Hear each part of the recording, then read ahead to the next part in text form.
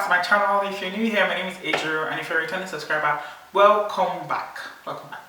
I'm going to do the same thing that I always do, which is please subscribe. If you're watching this video, subscribe. Do not forget to click the notification bell so you can get notified when I post a new video. Thank you. So today I'm going to be talking about, I have my phone handy because I have a list of things that I want to talk about, and I do not want to digress. I want to stay on point today. And as the topic says, we're going to be talking about 5 tips when you're applying for a job, or what your resume should look like while applying for a job in Australia. I don't know if the topic is going to change while I'm editing this video, but that's what the video is going to be about. And I'm giving these tips because I wish somebody had given it to me when I initially started applying for jobs, but now I work in the HR and recruitment field, so I kind of know what we look out for. And I said, I can't leave my people hanging. I basically have to tell you guys too, so that you kind of work your resume to work in that favor.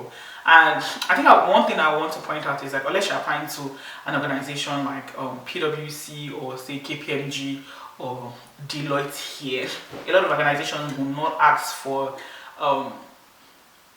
they're not going to ask for what you came out with. So nobody wants to know if you came out with a 6.0, 7.0 or whatever. It's companies like that that will still ask you for you to write your CGPA or your GP or whatever like that under your application process, but most companies will not ask you for that. What most companies will actually ask you for would actually be your experience. And that's because in Australia, the way your rate is being calculated, or your entire salary package is being calculated, is with your experience. So you're paid based on whatever experience that you have, and I'm going to explain that during the course of this video. So stay tuned. So one of the things I'll talk about is when you apply for a job through, say, Seek or Indeed. There are 2 things. So it's either when you apply for the job, the company has a system called ATS, which is applicant tracking system. Applicant tracking system kind of already searches. It's not a human being, it's a robot, it's a system.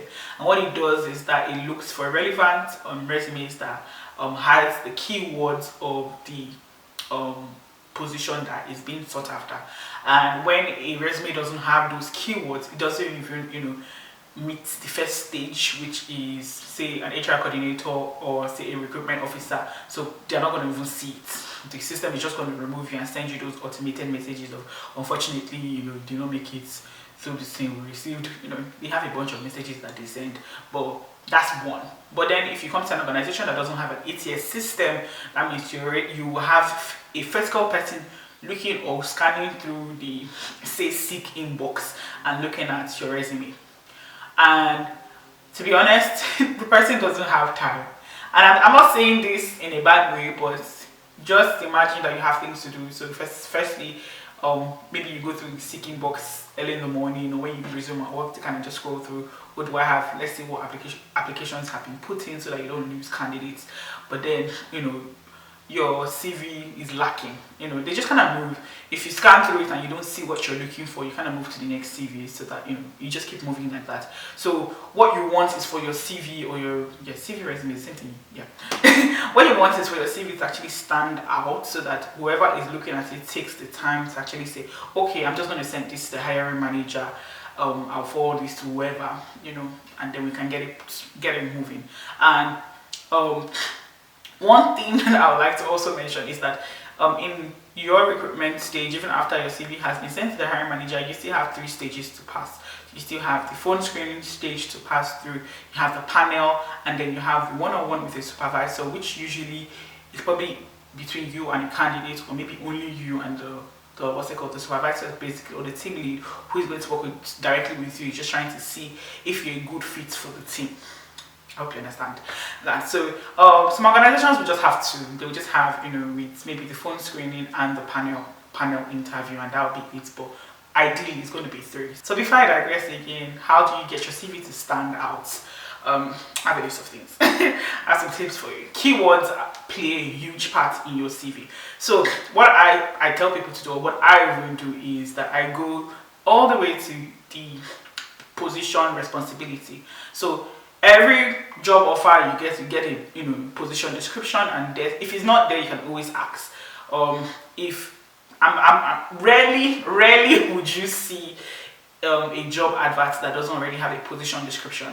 But if it doesn't have a position description, there will always be an email at the bottom where you can also request for a position description, so you can see what they need or what you will be doing when you get to the organization. Yeah, and what you can do now is tailor your CV to that position description. Look at what the keywords there. If it's a team leader role, say you're looking for someone that would, talk to the stakeholders and things like that, you put that in your CV. You put the keywords that you're looking for in your CV. Yeah, so that even if it's an ATS system that is like ATS that is going through it, those keywords actually stand out. There are a lot of CVs that I have seen that people will be putting things like graphs and numbers because they feel that some companies want to see numbers. If it's an ATS, it cannot read those numbers and percentages that you're putting, or graphs and charts that you're including in your resume, and it will automatically be removed from whatever pile. Yep, I hope you get it. I understand that some people would like to know the numbers, but I would really tell you that if you are trying to give numbers, the best place to actually give your numbers will be at the panel interview, because you are really trying to impress them, and most companies would like to work with people that have their numbers in check. And so once I started working in this organization, there was a 23% change, or I increased this with 23%, or 5%, whatever. Some companies like that. Say that face to face. Don't put it in your CV. I hope you get where I'm coming from. Another thing will be experience. I said earlier that your experience here it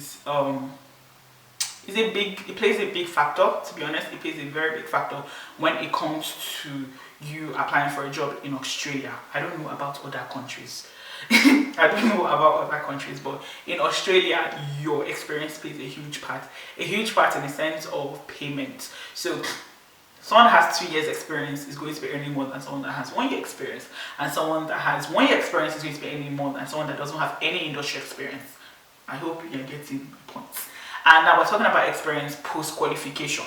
So say you already had a different degree. I'm going to use architecture. So you had an architectural, maybe okay, no. Let's do something like tourism. So say you had a tourism degree, and then you switch courses and you're doing HR now, for instance.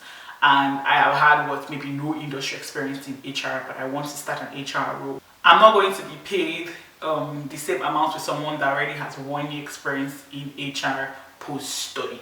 So say if I had initially studied HR, say for my BSc, and have done my master's in HR, and then now I'm applying for another role, because I probably have a higher degree in HR and I probably have experience before my master's, that will qualify me to be paid more or earn more above the agreed rates.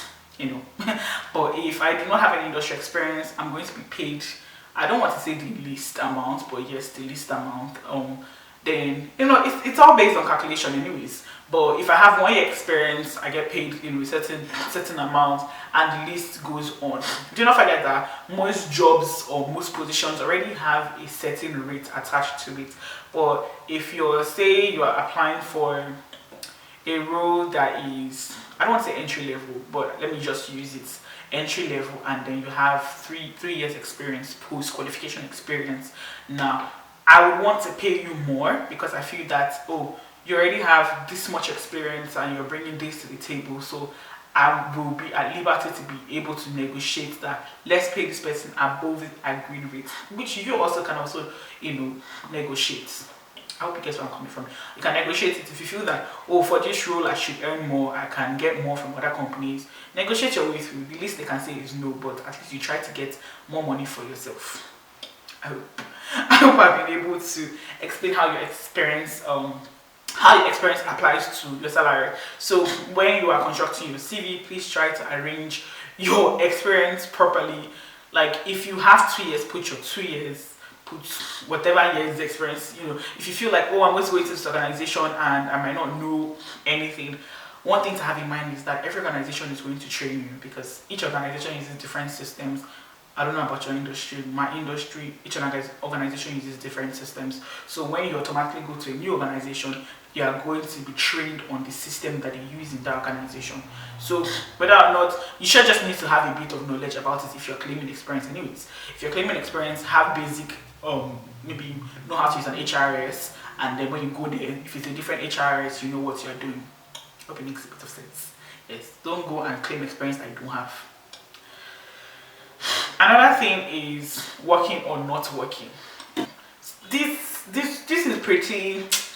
It's pretty wara. Let me not use the word wara because wara is not English, but it's pretty up and down, because sometimes people legit do not have a job while applying, or they haven't gotten a job yet, or have left their previous organization.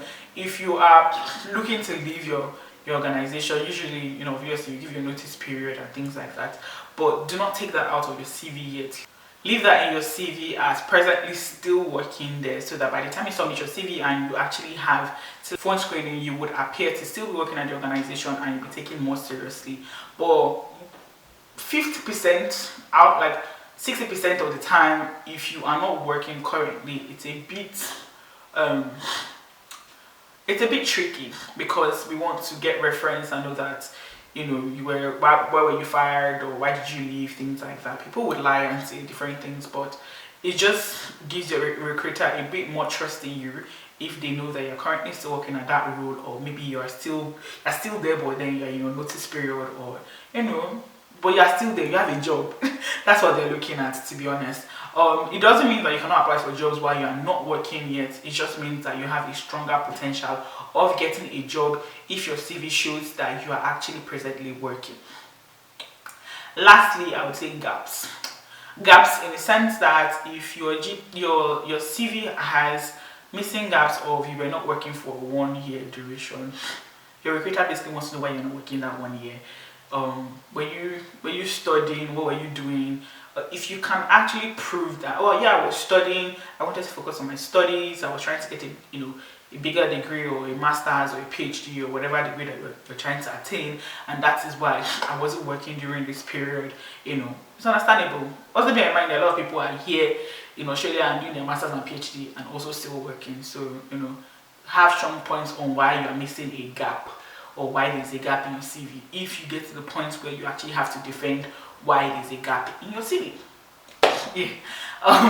For now, some tips that I have on how to make your CV shine and how to look attractive in the front of your recruiter or whoever is looking at your CV. Remember, your CV is the first thing they see before they finally meet you, so it has to basically stand out and it has to be attractive for your recruiter to take a second look at. One of the bonus tip. That is a bonus tip. Once you've done all these things on your CV, I know that a lot of people, were used to putting, me included, I was used to putting, say, I went to Western Sydney University, I put Western Sydney University, Australia. I went to Redeemed University, Nigeria, I put Redeemed University, Nigeria. Take out the Nigeria out of your CV, take out the Australia out of your CV. Even the companies that you work with, take out Australia, take out Nigeria, leave the names of the companies there. I'm going to tell you one tip. Your recruiter doesn't have the time, the energy to go and search for where that company is located. They don't have that time. Least they can do is during your panel, at least you've already got into the panel interview, they are just going to ask you, oh, where is this company located? That's if they are really, keen on where the company is located, or where, this experience that you're claiming, where is he overseas or is he Australian based? I hope you have that at the back of your mind. You don't want anything that's going to distract the recruiter from looking at the qualities of the skills that you have, or the ones that you have listed in your CV. You want them to concentrate on your CV and say, what, this person has the potentials and the skills and I want to call them back. So anything that's going to distract them, remove it from your CV. And you should be good to go. Anyhow, if you want more tips, if you want more HR tips, CV tips, or just general work tips, let me know. Or if you like this type of content, and I will keep giving you this type of corporate content, it's what I'm going to call it. But let me know in the comment section and I will think about it. And I'll see if I can record more videos like this. But if you manage to stay to the end of this video, I know it's a bit long, but I pretty much think that you're going to gain 1 or 2 things from this video. So thank you for staying to the end. See you in my next one. Bye!